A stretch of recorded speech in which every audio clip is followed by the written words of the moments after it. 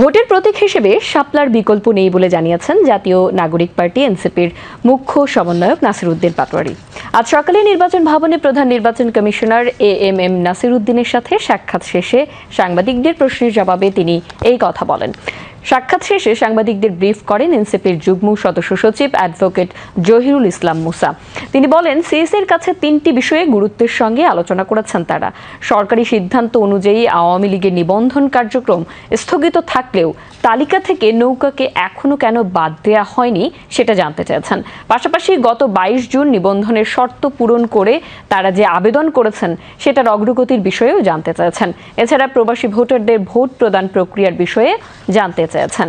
সাক্ষাতে অংশ নেওয়া সহ 5 সদস্যের প্রতিনিধি দলে ছিলেন এনসিপি মুখ্য সমন্বয়ক নাসির উদ্দিন পাটোয়ারি, দক্ষিণ অঞ্চলের মুখ্য সংগঠক হাসনাত আবদুল্লাহ, উত্তর অঞ্চলের মুখ্য সংগঠক সার্জিস আলম ও খালেদ সাইফুল্লাহ। সরকারি সিদ্ধান্ত অনুযায়ী এবং নির্বাচন কমিশনের নিজের সিদ্ধান্ত অনুযায়ী বাংলাদেশ আওয়ামী লীগের নিবন্ধন কার্যক্রম স্থগিত রয়েছে, কিন্তু তাদের স্থগিত থাকা অবস্থায়ও তাদের যে প্রতীক ছিল নৌকা, সে নৌকাকে কিন্তু এখনও তালিকা থেকে বাদ দেওয়া হয়নি। আমরা এই বিষয়টি কমিশনের নজরে এনেছি যে আইনগতভাবে আপনারা নৌকাকে এই যে তালিকা, এই তালিকার ভিতরে রাখতে পারেন না যতক্ষণ না এটি সরকার তাদের এই আওয়ামী লীগের উপরে যে সাময়িক নিষেধাজ্ঞা আছে সেটি তুলে নেয়, অথবা আদালতের মাধ্যমে অন্য কোনো নির্দেশনা আছে।